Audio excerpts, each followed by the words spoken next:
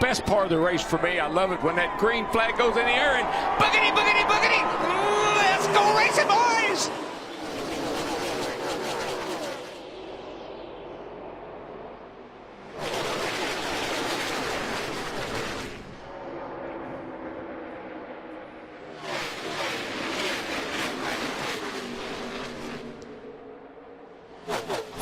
Wide off turn 2, and here they come from the back. Wow.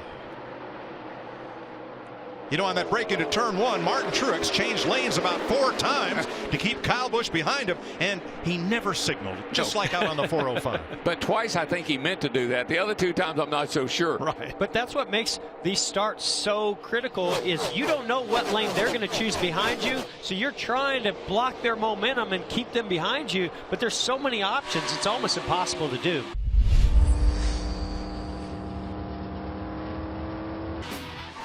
The contact between Larson and Harvick. Wow.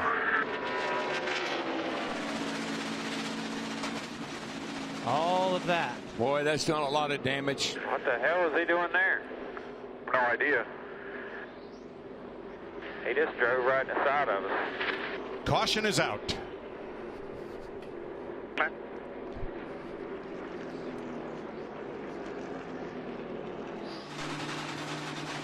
Kevin Harvick's bid for 4 may have just come undone. What happens here? Let's see what they're close together going down the back. Harvick comes down, and then the 42 comes up. They make contact. It turned the 42 sideways into the 4 Harvick, and he made heavy contact with the outside wall. Yeah, that right front took a lick. I'm going to say, Mike, that was just one car went down a little bit, and one car came up a little bit. I don't know if I could put a blame on either guy. I'm not exactly sure why Harvick came down at all. Let's see if he gets loose coming off turn 2 before this gets started here. And you can see the 42. Yeah, he slips up the hill a little bit. He gets a little loose. Yeah. And it looked like Harvick gathered it back up. Maybe didn't quite appreciate the 42 getting him loose like that. Oh yeah. I don't know if I can blame that all on. No, I'd say Kevin was definitely moving left when that happened. Boy, he's so lucky. I know it's a hard lick to right from, but he's lucky to hit the end of that wall. Clear, back inside, Nice for the straight. Wow. Easy. Hold it.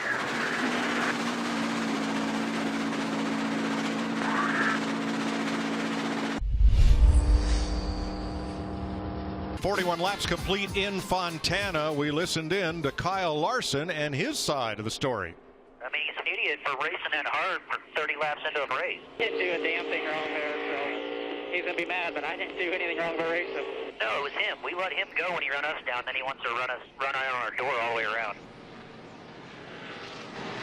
We've been watching this battle. They were not willing to give an inch the last several laps trying to get to 3rd position. We see Kyle Larson come to the left rear quarter panel and get Kevin Harvick a little bit loose. Looked like Kevin's already a little loose. And then right here, I think Harvick is upset. He comes down. I can't say that Kyle Larson did anything wrong, and that actually turned the 4 of Harvick into that outside wall. That's where the seams are very helpful, because Larson never moved. And you see Kevin, he came to the left. And I think he was going to just let him know he wasn't happy, but it went bad. Because you've seen photographs.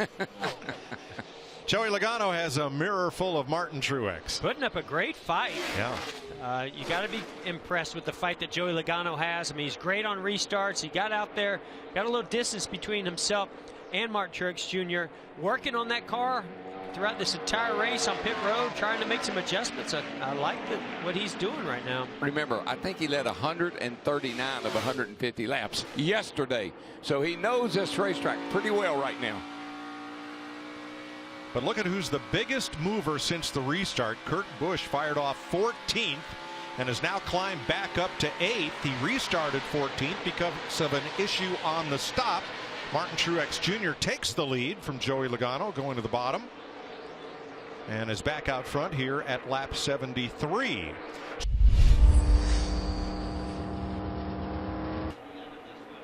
Well, look at this fight for stage points back around 9th, 10th place.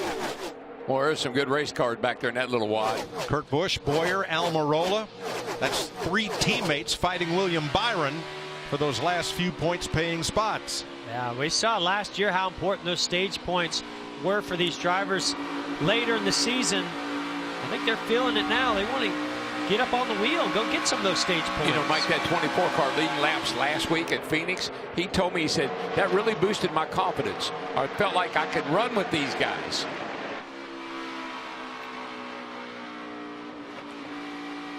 He's hanging in there pretty good nice right now. There. Got a little loose down on the apron.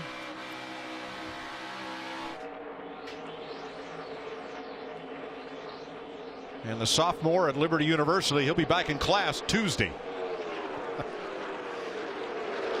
He's surrounded by a bunch of hungry hounds right now, I can tell you that. Now here's who got the points in stage 1. You see on the left, Truex getting that all-important. What a move by Almirola. Right in the middle of the corner, goes underneath the 31. Oh, it doesn't quite clear Newman. Now he's stuck in the middle, 3 wide between Chase Elliott and Newman. It had the makings of a good move. I thought he had him cleared, but Newman had other thoughts. Look at Chase all the way down below the white line on the apron. But it's the car ahead of them, the 41 of Kurt Busch, who is in the last point-paying spot, coming up in 3 laps now. And you got to give Bowman a shout out too, because he's starting to back, and he's right up in there hustling it as well. It's only running 14, but that's a great effort at this point in the race. Going to try to get to the outside of the 31, just can't quite get the grip. He needs to stay in the throttle.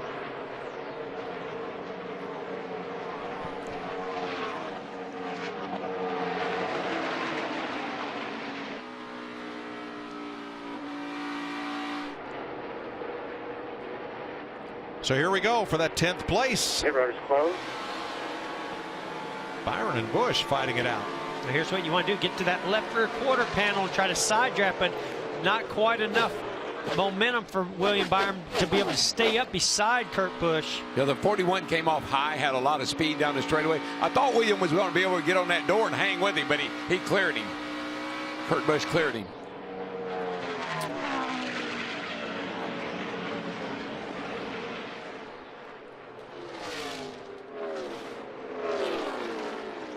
This is looking very reminiscent of what we saw in that 78 last year.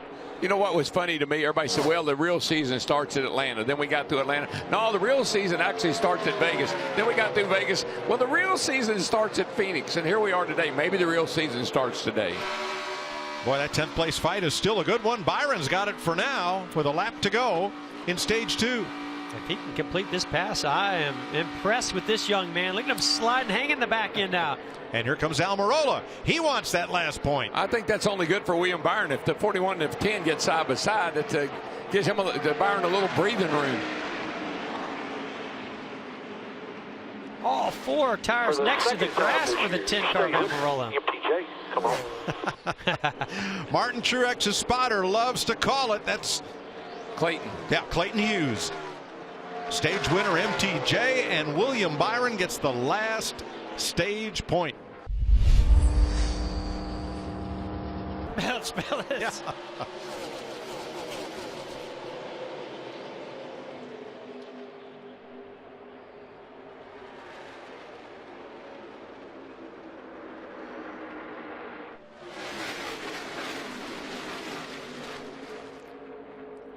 Logano shooting up through the middle to 3rd. Kyle Busch to the inside on Byron. Yeah, I think that position down low on the apron is going to be the preferred line for Kyle Busch. Yes, if you have 4 fresh tires, you can do that. Yeah, 2 tires were questionable, 4 tires were out of the question. Wow, what a run by the 2 of Keselowski. He saw the 22 of Logano sliding up the racetrack, but he had the momentum.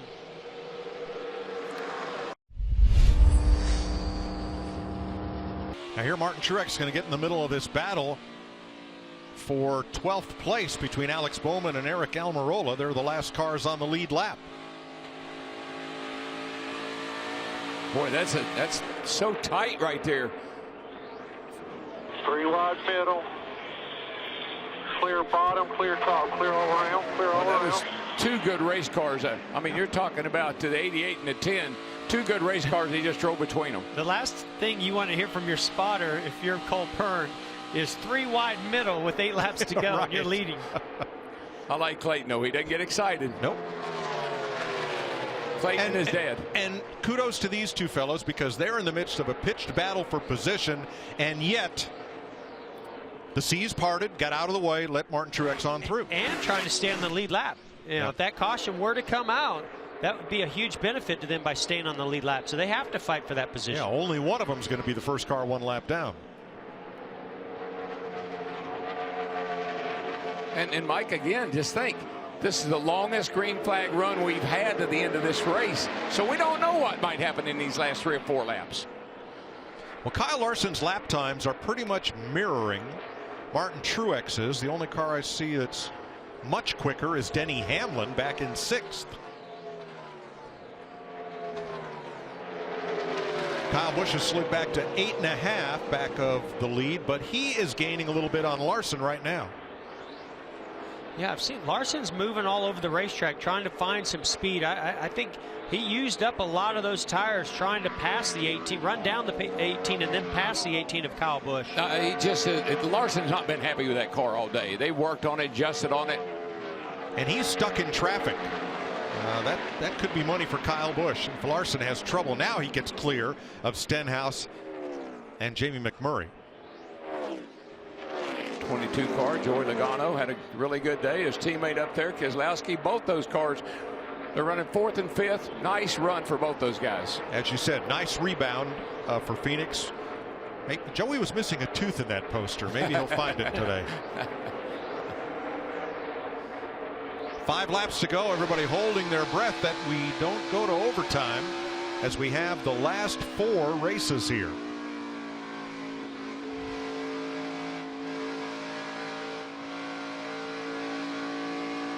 I know I'm holding my breath. I'm thinking the same thing. Oh my gosh.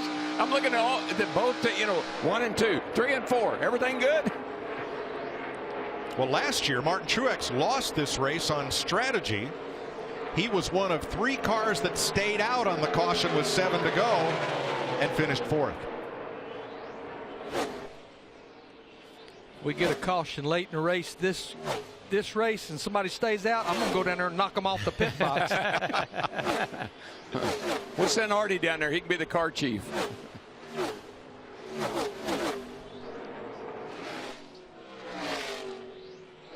What are you saying? You see anything? Well, I'm sure Like, every one of like- these drivers right now are feeling a lot of vibrations and things going on inside the engine, inside those tires. What I see is 4192. Martin Truex is in his own zip code. Oh yeah. As we come to the conclusion here. And just think, that's on cruise. I don't think he's driving as hard as he could if he had to. Just trying to get her home. Look how much speed he carries through the center and off the exit of turn 2. When you just drive by, I don't care what car it is. When you just drive by them, it just went by Boyer. Like Boyer was going the other way. And Boyer's in 11th.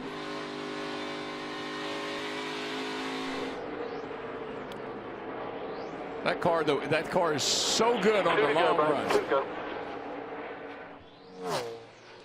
Remember that Coke 600 a few years ago when Martin stopped the field? Oh my gosh, I never saw a dominance like that. You are today. And he's led about the whole race. But I just can't help but wonder what would have happened if that incident between Harvick and Larson had not happened. I just don't think anybody had the way this 78 is run in this race. They just didn't have anything for him today. Maybe not, but if anybody did. Teammates fight for 4th place.